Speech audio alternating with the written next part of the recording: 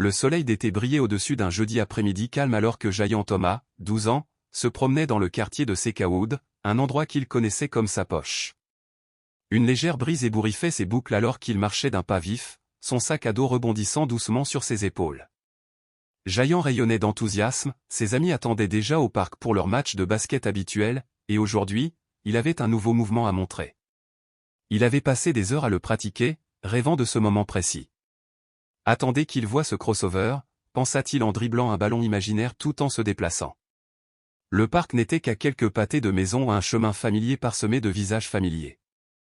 Il a lancé un joyeux « bonjour » à Madame Wilson, qui s'occupait de ses hortensias, et fit signe à Monsieur Parker, toujours jusqu'au coude sous le capot de sa voiture d'époque. Mais à quelques rues de là, une toute autre histoire se déroulait. L'agent Colby Matthews, une recrue blanche de 24 ans fraîchement sortie de l'académie de police, était assis dans sa voiture et surveillait le quartier. Le crépitement de la radio rompit le calme, un vol venait d'avoir lieu au dépanneur Redwood Stop and Go. Le suspect ? Une vague description, un jeune homme noir portant un sac à dos. C'était le moment pour Colby ou du moins, c'est ainsi qu'il le voyait. Désireux de faire ses preuves quelques semaines seulement après le début de sa première mission, il a répondu à l'appel avec une vision tunnel. Enfin, quelque chose de réel, murmura-t-il en tournant sa voiture en direction du parc. Alors qu'il traversait lentement le quartier, ses yeux scrutaient chaque trottoir. Ça ne devrait pas être trop difficile de trouver quelqu'un qui corresponde à ça, marmonna-t-il, ignorant ou refusant de reconnaître les préjugés implicites qui guidaient ses pensées. Le profilage racial avait été abordé dans sa formation, mais il l'avait alors considéré comme une simple case à cocher. Au coin de la rue, Jayan s'approchait de l'entrée du parc. Il pouvait voir ses amis déjà rassemblés près du terrain de basket, leur rire flottant vers lui dans le vent. Son cœur se souleva alors qu'il accélérait le pas. C'est alors que la voiture de patrouille s'est arrêtée en hurlant à côté de lui. Avant que Jayan ne puisse comprendre ce qui se passait, l'agent Colby a sauté, la main déjà suspendue près de son étui. « Ne bougez pas. »« Police » aboya-t-il. Jayan se figea. Son sourire disparut. « Qu'est-ce que j'ai fait » balbutia-t-il, confus et effrayé. « Lâchez le sac. »« Maintenant » ordonna Colby, les yeux plissés, le corps tendu. « Mais, je vais juste au parc pour jouer au basket » commença Jayan, la voix tremblante. « Je peux te montrer ce qu'il y a dans mon sac, c'est juste. » Il n'a jamais fini la phrase. Sans avertissement, Colby a levé son spray au poivre et l'a lancé directement sur le visage du garçon. Une douleur atroce frappa instantanément. Jayan laissa échapper un hurlement tandis que ses yeux se fermaient brusquement, brûlés par les embruns brûlants. Il s'est effondré au sol, se griffant le visage dans une vaine tentative d'arrêter le feu qui avait envahi sa peau et ses poumons. « Ah ! Ça brûle !»« S'il vous plaît, arrêtez !» il a crié. Ignorant ses cris, Colby enfonça un genou dans le bas du dos de Jayan, forçant la poitrine du garçon à s'enfoncer dans le béton alors qu'il le menottait. « Vous êtes en état d'arrestation pour vol » dit-il catégoriquement, comme si cet enfant était un criminel endurci. « Je n'ai rien volé » cria Jayan, haletant, s'étouffant avec les vapeurs de poivre. « Appelle mon père, s'il te plaît. » Colby se moqua. « Vous dites tous la même chose. Toujours innocent, n'est-ce pas? Toujours la faute de quelqu'un d'autre. » Les mots frappèrent Jayan comme un marteau. Le ton, l'hypothèse, ce que Colby voulait dire était clair. Sa peau, son âge, son sac à dos, tout cela avait suffi. Au bout du pâté de maison, les amis de Jayan venaient d'arriver et regardaient, horrifiés, leur ami être traîné à l'arrière d'une voiture de patrouille. Zrenia serra le bras de Miguel. Que s'est-il passé? Pourquoi arrête-t-il Jayan? Elle a crié. Darius, l'aîné du groupe, serra les poings, les larmes aux yeux. J'appelle son père. En ce moment. À l'intérieur de la voiture de police, Jayan était assis, tremblant, les yeux gonflés et la gorge irritée à force de pleurer. Ses pensées s'accrochaient désespérément à une seule personne, son père. Griffin Clarkson. Un chef de police respecté d'un autre district. Un homme connu pour son intégrité et sa force. Jayan savait qu'il réglerait ce problème. Mais à ce moment-là, rien de ce pouvoir n'avait d'importance. Jayan n'était qu'un garçon terrifié, pris dans un cauchemar qu'il n'avait pas demandé et puni pour avoir répondu à une description trop superficielle pour signifier quoi que ce soit. La voiture de police entra dans le parking du commissariat. Colby sortit vivement, ouvrant la porte arrière et tirant Jayan dehors d'un coup sec. « Allons-y, continuez à avancer », ordonna-t-il en poussant le garçon vers le bâtiment. Jayan trébucha aveuglément. Son visage avait l'air d'avoir été brûlé. Sa respiration était irrégulière, la brûlure lui brûlant profondément les poumons.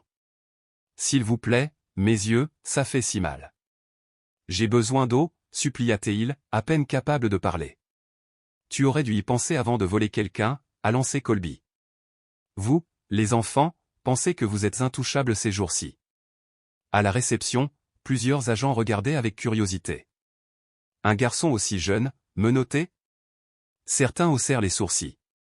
Un officier plus âgé s'est avancé. Matthews, ce gamin a besoin de soins médicaux. Il ne peut même pas ouvrir les yeux. Je m'en occuperai plus tard. C'est lui qui a frappé le Redwood ce matin, a déclaré Colby sans perdre de temps, continuant son chemin dans le couloir. L'agent Parker regardait avec un sourcil plissé mais ne disait rien. Colby conduisit Jayan dans une petite salle d'interrogatoire, un espace stérile avec des murs gris et une table en métal froide. Il poussa le garçon sur une chaise et claqua la porte derrière eux. « Il est temps de parler, » dit Colby en s'asseyant en face de lui. « Où sont les affaires que tu as emportées ?» Jayan sanglotait, chaque respiration douloureuse. « Je n'ai rien pris. J'étais juste en route pour le parc. S'il te plaît, laisse-moi juste appeler mon père. » Colby se pencha en avant et frappa la table. « Oh, allez. Un jeune enfant noir avec un sac à dos à deux pâtés de maison du magasin, et tu veux me faire croire que c'est une coïncidence? Il y a des tonnes d'enfants avec des sacs à dos dans ce quartier, » a murmuré Jayan en pleurant. « Je te le jure, je n'ai rien fait. » Le silence dans la pièce devint lourd. Colby regardait l'enfant comme s'il était une menace et non une victime. « Ouvrez le sac », ordonna-t-il finalement. Jayan avait du mal à se conformer, les mains toujours menottées. Perdant patience, Colby attrapa le sac, l'ouvrit d'un coup sec et jeta son contenu sur la table. Un ballon de basket, un cahier d'écolier, une trousse à crayons, une bouteille d'eau à moitié vide et un sandwich enveloppé dans du papier d'aluminium ont été renversés. Colby passa les articles au crible avec une frustration croissante. Aucun bien volé. Aucune preuve. Pourtant, au lieu d'accepter son erreur, il a doublé la mise. Vous avez probablement laissé tomber les objets volés ou les avez remis à un ami avant mon arrivée, dit-il en pointant un doigt vers le visage de Jayan. Je ne l'ai pas fait. J'étais seul. S'il te plaît, appelle simplement mon père, a plaidé Jayan. Il vous le dira. Colby roula des yeux. Laisse-moi deviner, ton père est avocat? Un autre ici pour parler des excès de la police? Jayan hésita, sa voix à peine audible. Mon père s'appelle Griffin Clarkson. Le nom flottait dans l'air, inconnu de Colby, qui ne broncha pas. Il continua sur le même ton dédaigneux, inconscient de la tempête à laquelle il s'apprêtait à faire face. Mais Jayan le savait. Et c'était, dans ce moment de peur et d'humiliation, la seule lueur d'espoir qui lui restait. Écoute, gamin, j'ai une description claire du suspect, a déclaré l'officier, sa voix étant définitive. Jeune homme noir avec un sac à dos, vu près du Redwood. C'était vous. J'en ai déjà arrêté beaucoup comme vous. C'est toujours la même histoire. Beaucoup comme moi. Demanda Jayan, les mots s'échappant avant qu'il puisse les arrêter. Sa poitrine se serra, se sentant de plus en plus coincé. Qu'est-ce que ça veut dire? Vous savez exactement ce que je veux dire, a lancé l'officier. Ne joue pas à l'innocent avec moi. Jayan avait l'impression de sombrer dans un abîme, chaque mot de l'officier l'entraînant plus profondément. La pièce semblait se refermer sur lui, et peu importe ce qu'il disait, c'était comme si le verdict avait déjà été décidé. Sa peau avait déjà parlé pour lui. S'il te plaît, murmura Jayan, à peine audible. Je n'ai rien fait. Mes yeux, ils brûlent encore tellement. Vous auriez dû y penser avant, a déclaré Colby, l'officier qui avait parlé, en se levant. Je vais vous donner un moment pour réfléchir à l'endroit où vous avez caché les marchandises. Il se dirigea vers la porte mais s'arrêta avant de partir, se retournant avec un ricanement. Et ton histoire sur ton soi-disant père important? Ça ne changera rien, ajouta-t-il froidement. La porte se referma derrière lui, laissant Jayan seul dans la chambre stérile et froide. Il laissa tomber sa tête sur la table, submergé par une vague d'émotion. Des larmes coulaient sur son visage et, même si la douleur physique provoquée par le gaz le brûlait encore intensément, la douleur de l'injustice était bien pire. Comment prouver son innocence alors qu'il était déjà jugé avant même d'avoir eu la chance de s'expliquer? Dans le silence étouffant de la pièce, Jayan sentait le poids des préjugés raciaux peser sur lui, cru et indéniable. Pour la première fois, il en comprit vraiment la cruauté et la profondeur. Peu importait qu'il soit un étudiant honoré, qu'il n'ait jamais eu d'ennui ou que son père soit une figure respectée dans la communauté. Pour cet officier, Jayan n'était qu'un suspect parmi d'autres. Encore une affaire à clore. Les minutes s'éternisaient, toutes plus lourdes les unes que les autres. Jayan s'essuya les yeux avec la manche de son t-shirt, mais cela ne fit qu'aggraver la brûlure. Il pensa à son père, que dirait-il en apprenant ce qui s'était passé? Griffin Clarkson, son père, lui avait toujours appris à se tenir droit, à garder la tête haute même lorsque le monde était contre lui. « Papa, viens me chercher, s'il te plaît » murmura Jayan, priant silencieusement, désespéré d'avoir de l'aide. De l'autre côté de la porte, l'agent Parker regardait avec une inquiétude croissante. Quelque chose dans cette arrestation ne lui convenait pas. Elle décide d'examiner de plus près le dossier du garçon, d'autant plus qu'il souffre toujours des effets du gaz et n'a reçu aucun soin médical. Le temps semblait s'étendre à l'infini dans la salle d'interrogatoire, chaque seconde étant un rappel angoissant de son impuissance. Jayan était perdu dans ses pensées, manquant presque le doux grincement de la porte qui s'ouvrait. Mais ce n'est pas Colby Matthews qui est entré. Un homme plus âgé, aux cheveux tachetés de gris mais à la posture droite et autoritaire, entra dans la pièce. Il s'agissait du lieutenant Marshall Reynolds, un vétéran chevronné comptant plus de 25 ans d'expérience dans la force, l'un des officiers les plus respectés du commissariat. La pièce tomba dans un lourd silence alors que Reynolds s'arrêtait sur le seuil, observant la scène devant lui. Après un long moment, il parla, sa voix étonnamment douce. « Bonjour, mon fils. Je suis le lieutenant Reynolds. Comment allez-vous » Jayan, répondit le garçon, la voix tremblante. « Jane Clarkson, monsieur. » Le front du lieutenant se plissa légèrement, comme si ce nom réveillait un souvenir. « Clarkson » répéta-t-il, son ton changeant. « Tu es le fils de Griffin Clarkson » ? « Oui, monsieur, répondit Jayan, une lueur d'espoir brisant son désespoir. « Mon père est le chef de la police du 21e arrondissement. S'il vous plaît, vous pouvez l'appeler.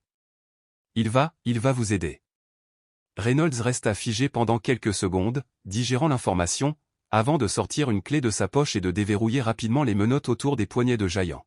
« Merde, gamin. Qu'est-ce qui t'est arrivé » demanda-t-il, la voix remplie d'inquiétude alors qu'il dévissait une bouteille d'eau. « Tiens, rincez-vous les yeux avec ça. Cela devrait t'aider à soulager la brûlure. » Jayan prit la bouteille avec gratitude, se lavant les yeux, ressentant un soulagement frais en buvant. La gentillesse de cet officier, si différente du traitement qu'il avait reçu auparavant, était presque suffisante pour le faire s'effondrer à nouveau. « L'agent Matthews m'a arrêté alors que je marchais vers le parc, » a expliqué Jayan, les mots se précipitant. « Il a dit que j'avais braqué un magasin, mais ce n'est pas vrai.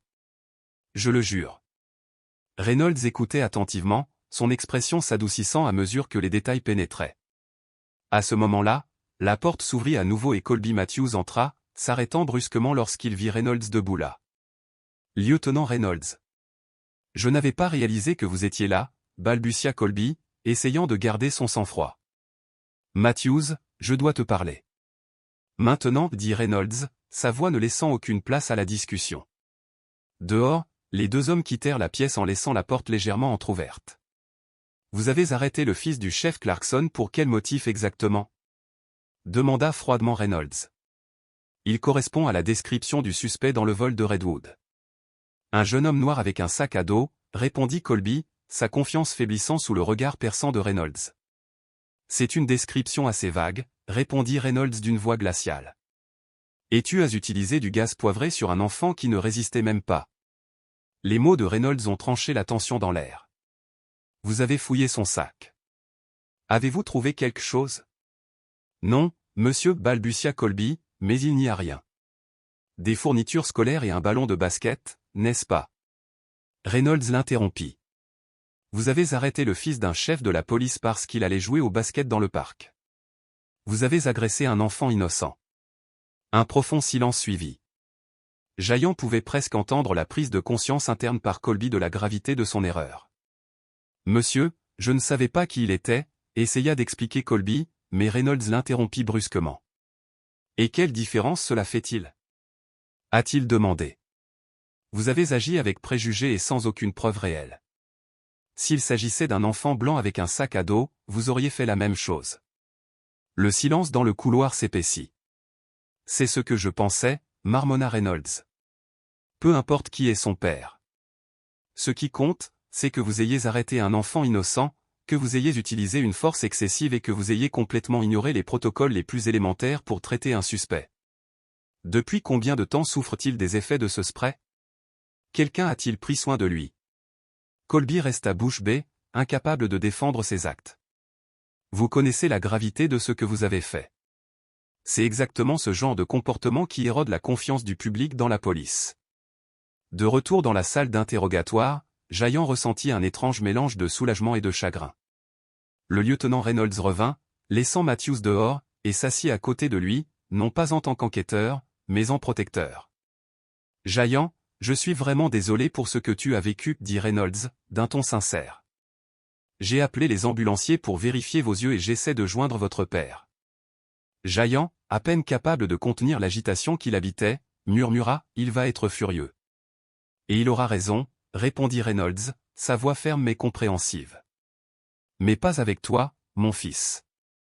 Tu n'as rien fait de mal. » À ce moment-là, la voix de Griffin Clarkson crépita dans la ligne téléphonique. Reynolds l'a rapidement informé de la situation, et Jaillant pouvait sentir la colère froide et contrôlée de son père à l'autre bout du fil. Son père arrivait et rien ne l'arrêterait.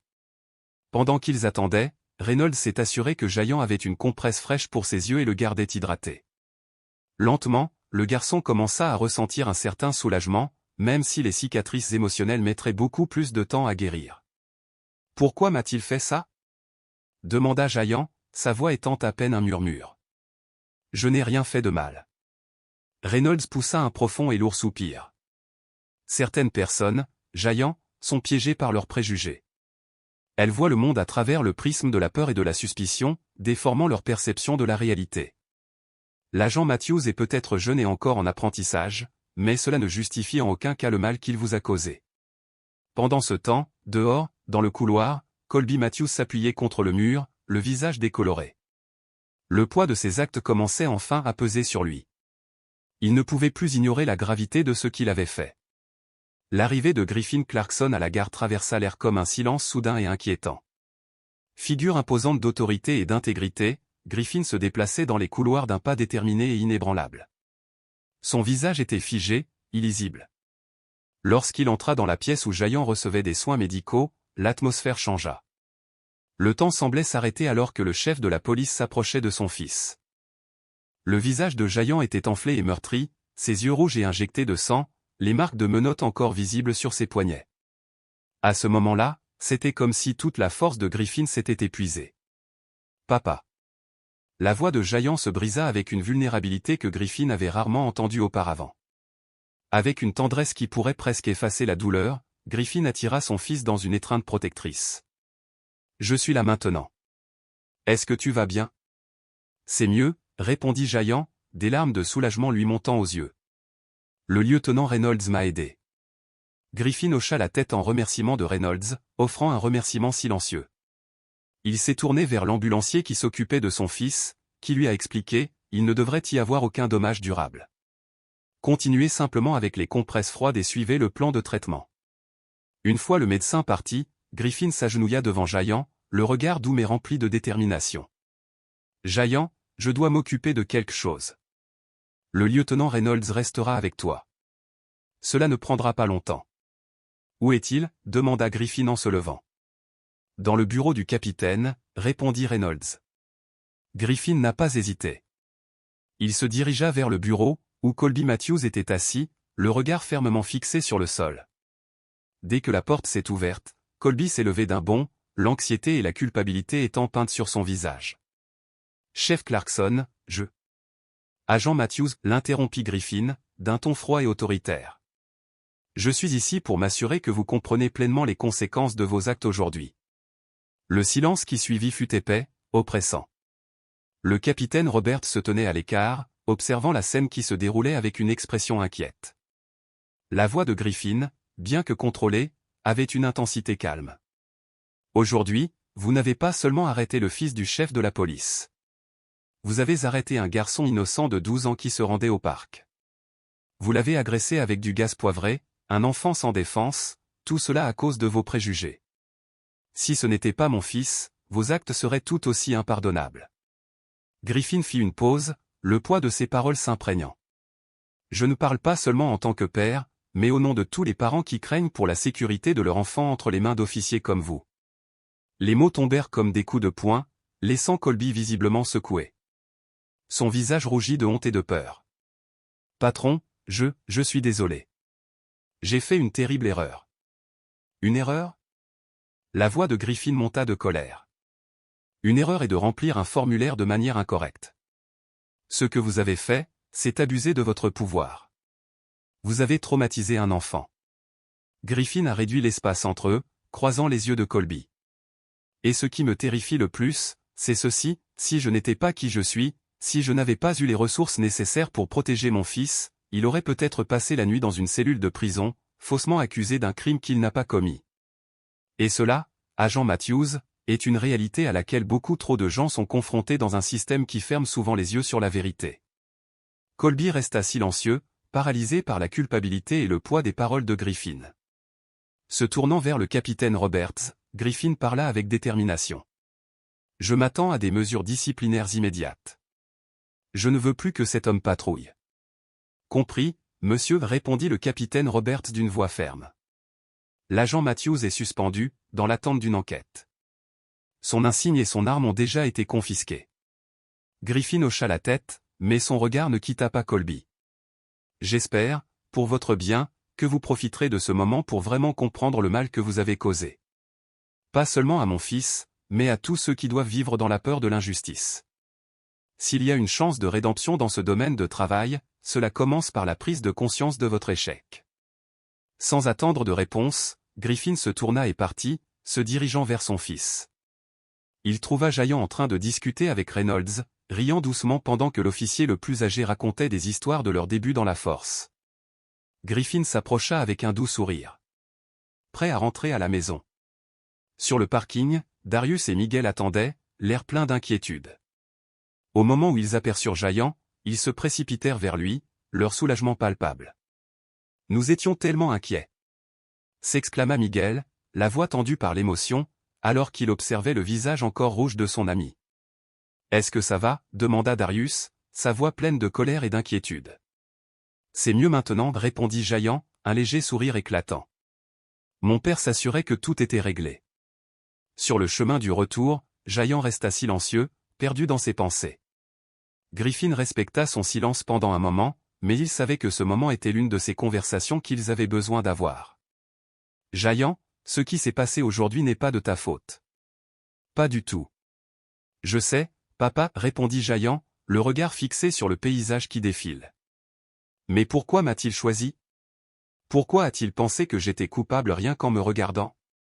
Griffin soupira profondément, sachant que c'était une conversation qu'il ne pouvait plus retarder. Certaines personnes sont motivées par leurs préjugés, mon fils. Ils te jugent non pas sur qui tu es, mais sur ce qu'ils pensent voir. Ce n'est pas seulement injuste, c'est dangereux.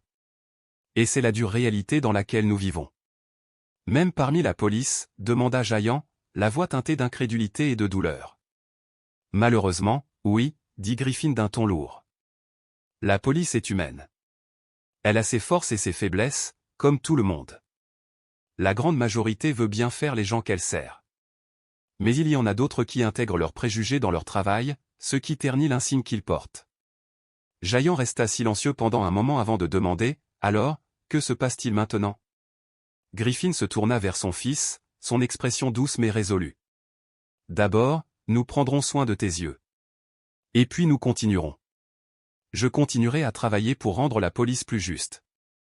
Et toi ?» Il sourit doucement, « Tu continueras à être le jeune homme que tu es. Aujourd'hui ne définis pas qui tu es, mon fils.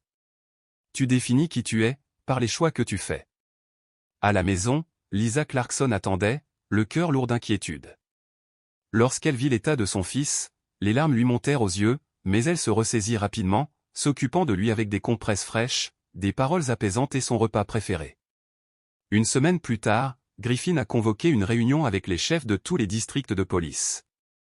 Giant se tenait à ses côtés pendant que Griffin racontait ce qui s'était passé et annonçait de nouvelles mesures visant à lutter contre le racisme et le recours excessif à la force. Colby Matthews a été licencié, mais Griffin l'a également inscrit à un programme de réadaptation. La punition seule ne suffit pas, a expliqué Griffin à Giant plus tard. Parfois, il faut instruire les gens, leur donner une chance de changer.